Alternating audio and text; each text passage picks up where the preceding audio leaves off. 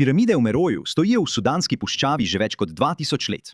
Toda odkar je, leta 2023, izbruhnila državljanska vojna, so se prizadevanja za ohranitev v veliki meri ustavila. Tuje arheološke misije so zapustile območje, ki je zdaj vse bolj izpostavljeno pesku, dežju in eroziji. Mero, ki leži približno 200 km severno od Kartuma, vsebuje več kot 200 piramid, zgrajenih med približno 800% neštadel in 350 neštadel. Služile so kot kraljevske grobnice za vladarje starodavnega kraljestva Kuš. Danes pa kamni odpadajo struktur, pesek se nabira v templih in rastlinje se širi po delih najdišča. Obiskovalci so prihajali, misije so delovale in vse je bilo v redu do leta 2023, ko je izbruhnila vojna. Potem se je zgodila vojna in v tem času smo delali. A obiski in misije so se ustavili. Vojna nas je doletela tukaj, medtem ko smo seveda delali svoje delo. Pred konfliktom so ekipe redno odstranjevale pesek, spremljale poškodbe in delale na zaščiti krhkih peščenjakovih sten piramide.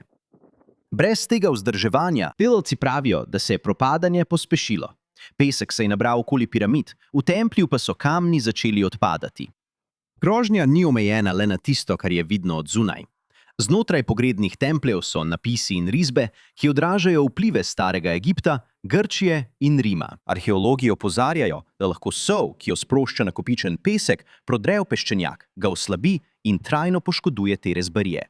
Piramide so visoke od približno 6 do 30 metrov, z ozkimi stranicami in strmimi koti, ki jih ločujejo od bolj znanih egiptovskih piramid. So del UNESCO-ve svetovne dediščine, vendar tisti, ki so odgovorni za njihovo zaščito, pravijo, da je vojna razpršila delovno silo in skoraj onemogočila vrnitev mednarodnih misij. Podnebne spremembe prav tako povečujejo pritisk, saj premikajoči se pesek, močnejše padavine in okoljski pogoji povečujejo tveganje za poškodbe.